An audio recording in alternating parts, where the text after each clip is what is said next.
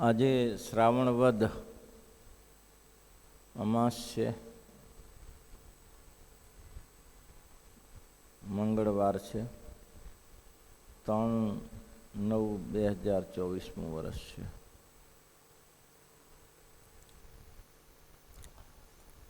વચનામૃત 55 ચાલે છે. મુક્તાનંદ સ્વામીએ પ્રશ્ન પૂછ્યો કે મહારાજ, ભજન સ્મરણનો તથા વર્તમાનનો દ્રઢાવ કેમ રહેતો નથી? પેલું તો દ્રઢાવ એટલે સમજી રહીએ. દ્રઢાવ કોને કહેવાય? મુક્તાનંદ સ્વામીનો પ્રશ્ન છે એને સમજીએ. ભજન સ્મરણનો તથા વર્તમાનનો દ્રઢાવ રહેતો નથી. ક્યારેક ભજન કરવા બેસે ત્યારે એમ થાય કે આ તો ભગવાન ભજી લેવા છે, બીજું કંઈ કરવા જેવું નથી. અને ક્યારે એવા ઉદ્યોગો થઈ આવે કે માર તોડને ઊભો થઈ જાય, કેમ એ તારા સામે શેનો ઊભો રહે છે? આ બે પક્ષ છે. એટલે ક્યારેક વિચારો મોડા પડી જાય છે ભગવાન ભજવામાં, અને ક્યારેક તીવ્ર વેગ હોય છે. તીવ્ર વેગ હોય એટલે પછી પહેલાં નહીં ઉસવણી બોલતા હોય ત્યારે વેગ ચડ્યો હોય ને, લખો આપણા 51,000, લખો 1,00,000 રૂપિયા, લખો 5 લાખ રૂપિયા, લખો 11 લાખ રૂપિયા. મારા રાજસ્થાનમાં એવું થયું. પછી 11 લાખ પછી પેલો 12 લાખ બોલ્યો, તો 11 લાખ ઉપર 2 ભેંસો. બોલો, પેલો એથી આગળ વધ્યો હતો કે 2 ભેંસો ને 1 ટ્રેક્ટર. પછી પેલા જતું કર્યું. પછી મેં પૂછ્યું, મેં કીધું આપ્યું કે નહીં? તો કે થોડા પૈસા આપ્યા, ભેંસો ને ટ્રેક્ટર કાંઈ ના આપ્યું. પૈસા આપે છે 5 લાખ રૂપિયા આપ્યા. આવું થાય. વેગમાં ને વેગમાં બોલી ગયા, વૈરાગ ચડ્યો એટલે. પણ એ વૈરાગ લાંબો ચટકે, ચટકીનો વૈરાગ મહારાજ કે લાંબો ન રહે. એટલે આવું થાય. પછી આપણે ખેતર એમ જ લીધું છે, જે ગુરુકુળ ચાલે છે. નરસિંહ ભગત હતા, તે નરસિંહ ભગવાનનું મંદિર હશે, ત્યાં ઉસવણી કરી 1 લાખ રૂપિયાની. 1 લાખની 51 લાખ રૂપિયાની. હવે 51 લાખ રૂપિયાની ઉસવણી કરીને હાથમાં કંઈ નહીં. પછી ખેતર વેચીને પૂરું પાડ્યું. ભાઈ, એ તો સારો માણસ કહેવાય. એટલે આવું છે. એટલે ભજન સ્મરણની દ્રઢતા રહેતી, વર્તમાનની દ્રઢતા રહેતી નથી. ત્યારે તો એ સ્ત્રી પુરુષોના નિયમમાં ખબરદાર થઈને રહે છે કે ના, નિયમ પાડવા જ જોઈએ. ના પાડીએ તો પરેશાન થઈએ. ક્યારે કેમ થાય કે આ બધા નથી પાડતા ને આપણે એકલા હુંકરા પાડીએ. ત્યારે આ બધા બહેનો જોડે ગપ્પા મારે છે, પૈસા રાખે છે, ને મારે બધા એકલાને જ નિયમ પાડવાના. તે શું આ લોક માટે નિયમ પાડવાના છે? નિયમ તો ભગવાનના ધામમાં જવા માટેના નિયમો છે, એ વર્તમાન છે. એટલે અહીંયા શ્રીજી મહારાજે કહ્યું, મુક્તાનંદ સ્વામીએ કહ્યું કે મહારાજ, નથી તો ભજન સ્મરણનો એક દ્રઢાવ રહેતો, તેમ નથી તો વર્તમાનનો દ્રઢાવ રહેતો. શ્રીજી મહારાજ ઉત્તર દે છે, જોઈએ. બોલ્યા છે, એ તો શુભ દેશકાળ ક્રિયા અને સંઘને જોગે કરીને નથી રહેતો. જેવા દેશમાં ગયા હો તેવો વેશ થઈ જાય છે. થઈ જાય ને. એક ભાઈ હતા, બહુ સરસ સત્સંગી હતા, મોખાસણના. ઉંદરડું પડ્યું અડી આવે ને તો 2 વાર નાય આવે. અમેરિકા ગયા, ત્યાં હું ઉંદરડા ના દે. ત્યાં તો એ જ લોચા હોય, બધા કાપી કાપીને વેચવા લાગ્યા બધા. બોલો, ક્યાં ગયો વૈરાગ? ઉંદરડાનું ખિસકોલું મરી જાય તો નાઈ નાખે, અને ત્યાં તો કાપી કાપીને આપવા લાગ્યા. દેશકાળ એવું છે. અને મહારાજે અહીંયા એટલું સરસ બતાવ્યું. દેશકાળ ઉત્તમ, મહારાજે કે રહેતો નથી. અને જો 3 પ્રકારનો છે, ઉત્તમ, મધ્યમ અને કનિષ્ઠ. તેમાં જો ઉત્તમ દ્રઢતા હોય અને દેશકાળની ક્રિયા સંગ જો ભૂંડા થાય તો ઉત્તમ દ્રઢતા પણ ટાળી નાખે. ઉત્તમ દ્રઢતા હોય, દ્રઢતા ઉત્તમ છે, આમ જ કરવું છે, આ રીતે જ જીવવું છે, ઉત્તમ દ્રઢતા હોય. પણ દેશકાળ જો ભૂંડા હોય તો એ ઉત્તમ દ્રઢતાને પણ ટાળી નાખે. મહારાજ કે ઉતરતામાં ઉતરતો રહે કે ના? મુક્તાનંદ સ્વામી જેવા સંત છે, એ પણ સ્ત્રીઓને ધનના જોગમાં રહેવા લાગે તો એને સંતાનો હોય. ખરાબમાં ખરાબ સાધુ જેવા રહે કે ના રહે? કેમ દેશકાળનો જોગ થાય ત્યારે બધી પ્રવૃત્તિ થાય છે. મહારાજ એટલા માટે કીધું મૂળ દેશોપી સ્વશેષમ સદ્ય વિચક્ષણી ત્યાજો મદાશ્રિત સ્થેયમ ગત્વા દેશાંતરમ સુખમ. આ સારા દેશમાં જઈને વર્તવું. દુષ્કાલસ્ય રિપુણમમાં લુપ નુપસ્સ ઉપર દરવેણ લજાધન પ્રાણનાશ પ્રાપ્ત સર્વતા. પોતાની આપત્તિ આવી હોય, ખાવાના ઠેકાણા ના પડે તો મહારાજ કે ત્યાંથી ભાગી નીકળવું. લકીરના ફકીર ના થવું. ત્રયા સ્થન્નામ થાનમ ન મુંચતી. ગજા ત્રયા મૃગા ગજા તથા જાદની એ 3 જણા સ્થળ હરણ્ય. હરણો સ્થાન ન છોડે, મરી જાય તો ત્યાં જ મરી જાય. હાથીઓ સ્થાન ન છોડે, એ મરી જાય તો મરી જાય. કા પુરુષ, મૂર્ખ માણસ પણ સ્થાન નથી છોડતા. કા પુરુષો તથા તયા સ્થાનમ મુંચંતે મહાપુરુષ સત્પુરુષા સિંહા ગજા. મહારાજ કે પેલામાં સ્ત્રીય આમાં મહારાજ કે આટલા લોકો સ્થાન છોડી દેશે. એક તો સત્પુરુષો પોતાનું સ્થાન છોડી દેશે કે અહીં ઉપદ્રવ થાય છે, અહીં નથી રહેવું. તથા સિંહો સ્થાન છોડી દેશે. એનો ખોરાક પૂરો થઈ ગયો, ગમે તે પ્લાન કરી જાય. હાથીઓ પણ પોતાને એમ લાગે ખોરાક એમ મળે એવું નથી, ને મરી ન જાય, ગમે તે થઈ જાય.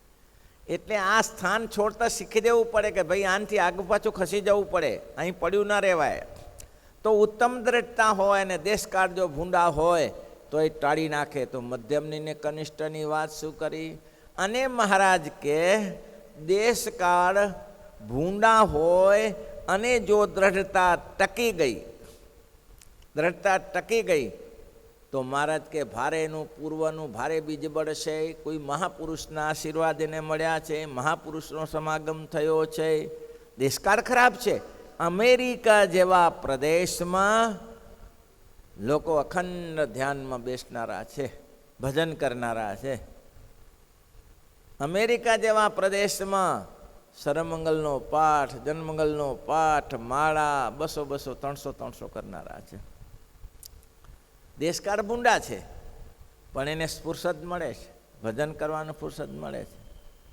એક ભાઈ કહેતા હતા કે મારે 1 કલાકનો રસ્તો છે ગાડીમાં, એટલે મેં નક્કી કરી રાખ્યા છે 51 પાઠ કરી દેવા જનમંગલના. કલાક સવા કલાકે પહોંચી જઈએ. બોલો તો થાય છે ને સહેજે સહેજે. તો અહીંયા કને એ તો છે જ ને, જનમંગલના પાઠ તો ઘણા ને આવતા, શું કોણ ગાડીમાં કરે છે? તો એવું નથી. દેશકાળ ભૂંડા છે, ભગવાન ભજવા માટે બહુ કઠિન છે. અને ત્યાં તો આના સિવાય બીજું છે નહીં. દારૂ માંસ ને સ્ત્રીઓ સિવાય કંઈ છે જ નહીં. પૈસો પૈસો પૈસો મારો પરમેશ્વરને હું પૈસાનો દાસ, આના જેવું છે. છતાં પણ ભજન કરનારા ભજન કરે છે, સરસ ભજન કરે છે, અખંડ ભગવાનનું ધ્યાન કરે છે. ઘણા મંદિરોમાં જઈએ ત્યારે એમ લાગે કે ધન્યવાદ છે આ લોકોને. હજારોની સંખ્યામાં બેસીને ભજન કરે. અધિક મહિનો આખો મહિનો ઉજવે, એકાદશીને દિવસે મંદિરમાં જ બેઠા રહે ભજન કરવા માટે.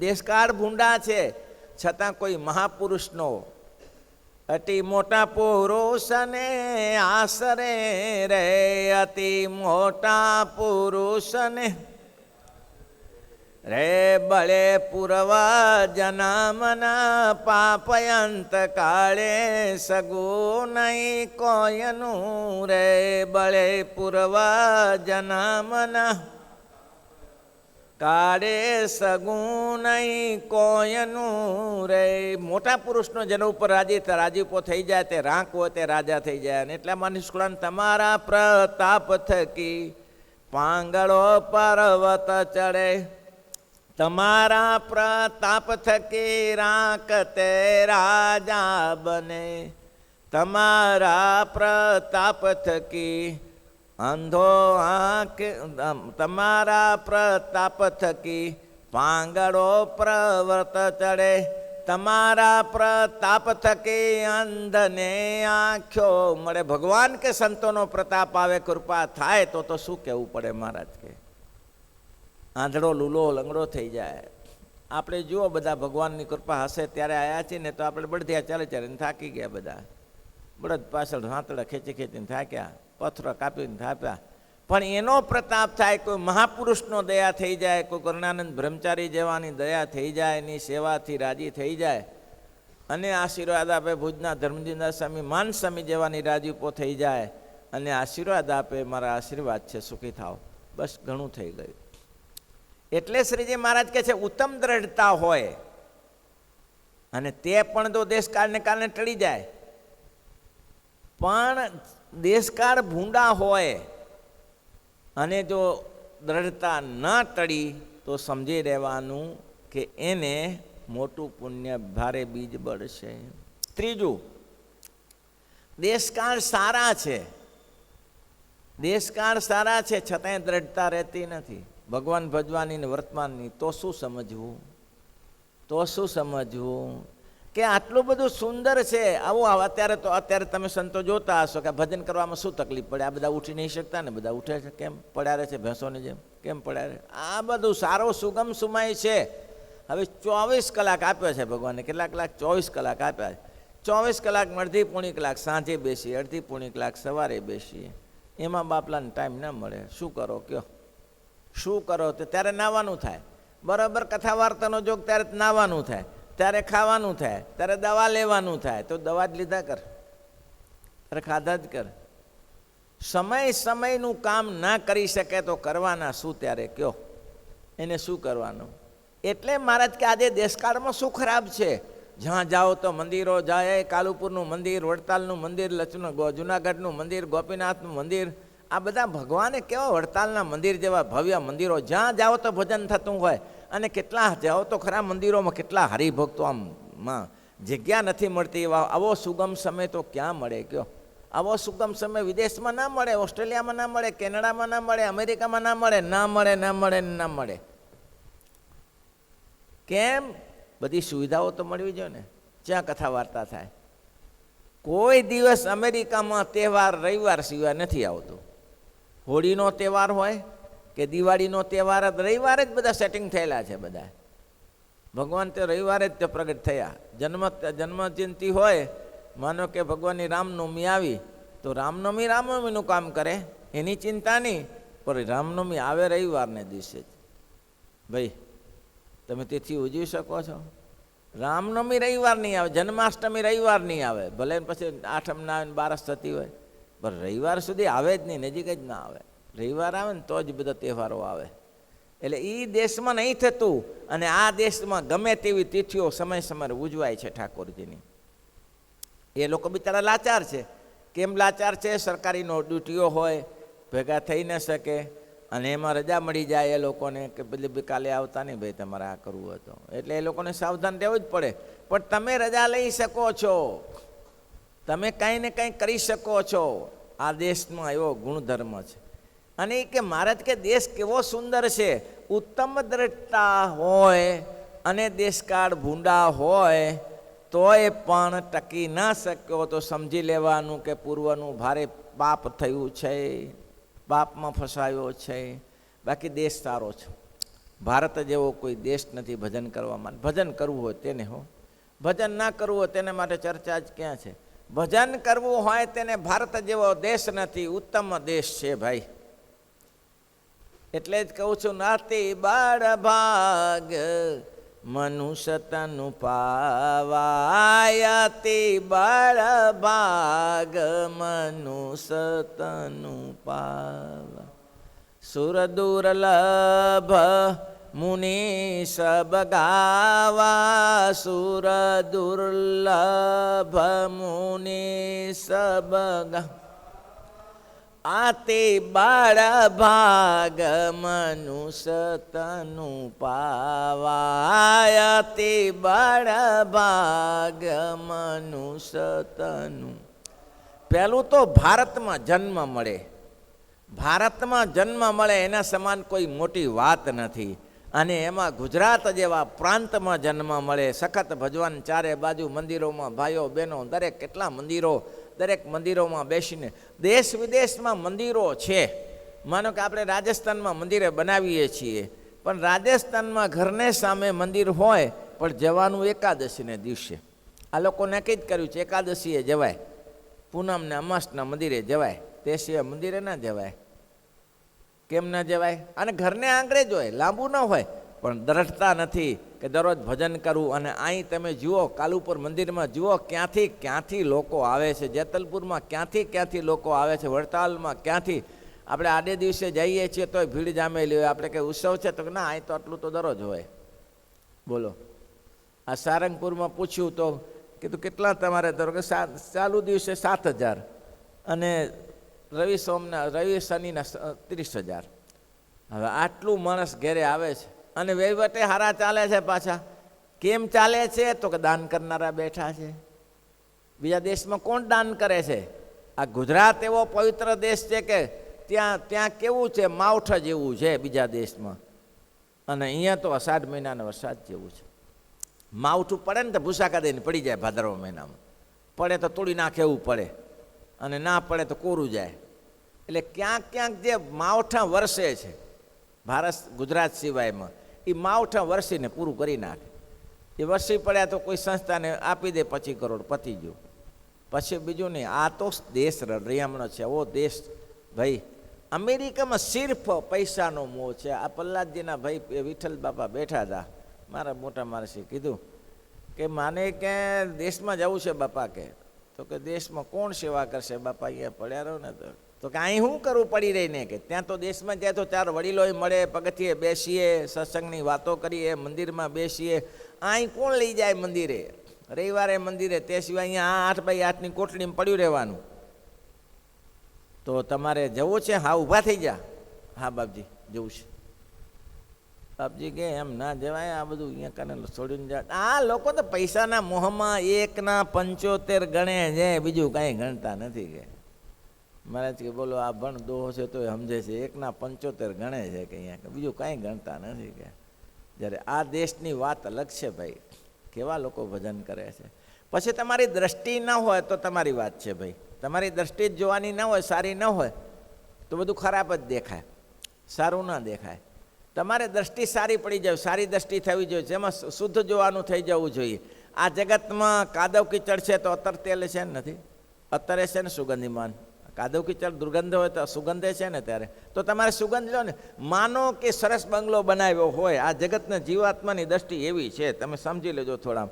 કરોડો રૂપિયાનો 5 કરોડનો બંગલો બનાવ્યો હોય અને પછી જાદુર પાસે જઈને ભાઈ દુર્ગંધ આવે. તારા બાપા આ બાજુ જાને, અહીંયા તો દુર્ગંધ આવે ને ત્યારે શું થાય? ત્યારે ત્યાં તો દુર્ગંધ આવવાની છે. આ તો બહુ ગંધાય છે. તે ગંધાય છે તે આખો બંગલો છે તે ક્યાંક તો ગંધ આવતી, દુર્ગંધ ક્યાંક તો ગટર હોય જ ને ત્યારે.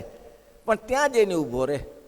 બોલો, ત્યાં જઈને ઊભો રહે, તે સિવાયની ઊભવાની જગ્યા ન મળે. અને પછી કે ગંધાય છે. એમ જીવનો સ્વભાવ છે, સારું ના જોઈ શકે, ખોટું જ જોવે. અને આ અનાદિકાળનો છે, અનાદિકાળનો પ્રયત્ન છે. એને દેશ સારો મળ્યો તોય શું, અને ના મળ્યો તોય શું. આ દેશ સારો છે, તમારા ઘરના આંગણે મંદિર છે તો સવારે પહોંચી જાઓ તો દેશ સારો તમારા માટે. સવારે પહોંચી જાઓ, ઠાકોરજી પાસે કાલાવાલા કરો, બેસો, ભજન કરો, કીર્તન કરો, એમ ભગવાનને રાજી કરો. કે લોભ લાગે. એક માજી હતા અહીંયા અમદાવાદમાં, તેનો છોકરો અમેરિકા લઈ ગયો. એનો છોકરો નીતિન. પછી એને કહે બાપા મારું લાખ રૂપિયાનું કામ બગાડે છે તું. તો કે બા તમે શું લાખ રૂપિયાનું કામ કરો છો? તું મારું લાખ રૂપિયાનું કામ બગાડે છે, તું મને દેશમાં મૂક. તો કે બા તમે તો દેશમાં શું લાખ રૂપિયાનું કામ કરો છો? તો કે નન્ના દેવની સેવા પોતા કરવા, ત્યાં જઈને માળા કરવી, કીર્તન કરવા, હે ભજન ભક્તિ થાય, ધૂન થાય. અહીં કોણ કરે છે? કે અહીં શું સાંભળવું મારે? કે અહીં એકલી પડી જાઉં થાય નહીં. ત્યાં તો સમૂહમાં કંઈક શામજી ભગત કહેતા, કંઈક શ્રદ્ધા અને કંઈક જોરાવરી. આ સૂત્ર મહત્વનું શામજી ભગતનું, ભુજમાં ધામમાં ગયા ભગત હતા. કંઈક શ્રદ્ધા ને કંઈક જોરાવરી. કંઈક શ્રદ્ધા તમારી અને કંઈક જોરાવરી બધા ભેગા થાય ને તો ભેગા થાય. ધૂન કરવાની થાય તો આપણે કંઈક સ્વામીજી એકલા ધૂન કરી લેજો ને 12 કલાકની, તો કોઈ 12 કલાકની ધૂન ના કરે. પણ 50 માણસ ભેગા થયા તો 22 કલાક મળે, 24 કલાકની કરી નાખે. વારાફરતી ધૂન કરી નાખે. કાંઈક શ્રદ્ધા ધૂન કરવાની અને કાંઈક જોરાવરી, એકબીજાનો સપોર્ટ. આ જરૂર છે. દેશ સારો છે, આ દેશમાં બધું થઈ શકે. માનો કે તમે કંપની ચલાવો છો તો સાંજે ઘરે તો આવો છો ને? બધા કંપનીવાળા ઘરે તો આવતા હશે ને? મોટી મોટી કંપની ચાલતી હશે, સાંજે ઘર ભેગા થાય છે કે નહીં? ઘર ભેગા બધા થાય છે. તો ઘર ભેગા થાય છે તો ઘર સભા થાય છે? રોટલા તો બધા ભેગા કરીને ઘર સભા થાય છે? ઘરે 5-10 જણા બેસીને ઘરના બધા સભ્યો બેસીને ઘર સભા કરે છે? બહુ મહત્ત્વની છે આ સભા. કોઈને નહીં સમજાતી હોય પણ આ સભા મહત્ત્વની છે. આ સાંજે સવારે સભા થાય છે, એમાં હરિભક્તો અને સંતો જાગતા રહે. વચનામૃતને આધારે કોઈને એમ કહીએ તમે આમ કર્યું તો એની અંદર અઘરું લાગે, પણ આમાં કોઈને અઘરું ન લાગે કે આપણા માટે બધાને માટે છે અને સમજી લે. ઘર સભા જરૂર છે. ઘર સભા કરે, જેના ઘરમાં ઘર સભા થાય તો અડધા ભાગના ઝઘડા ટળી જાય, પેલા ઝઘડા ટળી જાય, પોણા ભાગના ટળી જાય. સાંજે બેસે બધા ભેગા, છોકરી વાંચે, છોકરો વાંચે, પત્ની વાંચે, પતિ વાંચે, વારાફરતી દરરોજ વાંચે. અને પછી જેને આવડે એ 2 શબ્દ કે ભાઈ આમાં શ્રીજી મહારાજ આવું કહ્યું છે, આ વચનામૃતમાં આમ કહ્યું છે, તે કહ્યું છે. અને એના ઉપરથી એને પત્નીને કહેવું હતું કહી દે અને છોકરાને કહેવું હતું કહી દે. એ બાનું લઈને એવું પ્રકરણ ચલાવે તો બધાને કહી દે કે આમ ના કરી શકાય, આપણે આમ છે. તો પહેલાં સમજનારા સમજી જાય, પણ બળદિયાને તો શું સમજાવવાના હોય, પણ માણસો તો સમજી જાય. એટલે વચનામૃત બહુ સરસ છે કે દેશ કાળ ક્રિયાને સંગ, આ મહત્ત્વનું જોઈએ. એક તો દેશ સારો હોવો જોઈએ. આ દેશ ક્યાં ખરાબ છે? ભગવાન ભજવવા માટે દેશ ક્યાં ખરાબ છે? બહુ રૂડો રૂપાળો દેશ છે. અને કોઈ તકલીફ છે, પંખા ફરે છે. પહેલાં લોકો કેવા હેરાન થતા હતા. તાપમાં ઝાડને છાંય જઈને બેસે ત્યારે છાંયો મળતો હતો. નાના હતા ત્યારે પંખા જોયા નહોતા, લાઇટો જોઈ નથી. તમે તો બધું જોઈને આવ્યા. અમે તો એમને એમ કૂટાતા હતા, ધાબા ઉપર જઈને સૂઈ જવાનું, બસ. બીજો કયો પંખો? તારે આજે પંખો. કોઈ ઘરે કોઈ લાઇટ જ ન હોય ને. આ તો લાઇટો બાઇટો અત્યારના લોકો સારું કામ કરીને આવ્યા છે એટલા માટે. કોઈ કેસેટ બેસેટ સાંભળ્યું હોય ને તો એવું ડબલા જેવું આવતું હતું, એમાં આમ લાંબુ એમાં નાખીને પછી કેસેટ વાંચ કીર્તન સંભળાય, એ શરૂઆત થઈ હતી. અને આજે તો જુઓ, આ મોબાઈલ લઈને બેઠા છો ને બધી કથાઓ સંતોની સંભળાય. બધા સંતોની કથા મોબાઈલમાં આવી જાય ને. અને કીર્તનો આવી જાય. અરે આખી હજારી ચોપડી કીર્તન અંદર આવી જાય. નિષ્કુળાન કાવ્ય, વચનામૃત, ભક્ત ચિંતામણી, સત્સંગી જીવન બધું આજે આટલી મોબાઈલમાં આવી જાય છે. પણ આ ભાગ્યો છે ને, એના જેવું છે કે ભાઈ પસંદગી આપી અફીણિયાને કે દૂધપાકને માલપુઆ છે એક બાજુ અને એક બાજુ અફીણ છે. બોલો તમે કયું પસંદ કરશો? અફીણીઓ કયું પસંદ કરે? દૂધપાક જ માલપુઆ જ પસંદ કરે ને. મહારાજ કે ગળું બાળે એવું છે અફીણ, તેમ છતાંય દૂધપાકને માલપુઆ પસંદ કરતો નથી, અફીણ પસંદ કરે છે. આ જીવનો સ્વભાવ આવો છે, ગીંગા જેવો છે. હવે ગીંગાને છાણ જ દેખાય. આ વનસ્પતિ કેટલી પડી છે તો વનસ્પતિમાં ક્યાંય એને દેખાતું નથી, અને ગીંગાને છાણમાં મજા પડી જાય. બોલો, મહા સુખ મળે છે ગીંગાને. તેમાં જીવ જ ગીંગા જેવા હોય તેને મહા સુખ મળે છે. શેમાં? છાણમાં, ગટરમાં મહા સુખ મળે છે. ગટર એટલે કઈ તો કે આ જગતના વિષયોની વાતો વિષયોની વાતો કરવામાં શુરા ખાચર, અલિયા ખાચર ને બધા તખા પગીને ભેગા થયેલા. અને મહારાજનું નિયમ, મહારાજ કથા વાર્તાનું આગ્રહવાળા. શ્રીજી મહારાજે જે કથા વાર્તા કરી છે, ઓહો હો, તોભા તોભા તોભા. અને એક વાર સંતને ઝાટકી નાખ્યા અહીંથી જ, આપણે ત્યાંથી જ. અહીંથી કલોલથી નીકળ્યા અને અડાલજ ગયા. કલોલથી નીકળીને કયું ગામ આવે પેલું, કયોલથી નીકળ્યા ઉંવારસદ થઈને અડાલજ ગયા. તો અડાલજમાં સભા કરી. હવે સંતો થાક્યા હતા એટલે શ્રીજી મહારાજ સભામાં બેઠા. ત્યાં ખીચડી તૈયાર થઈ ગઈ એટલે ખીચડી જમી લીધી બધાએ અને ઊંઘ ચડી બધાને.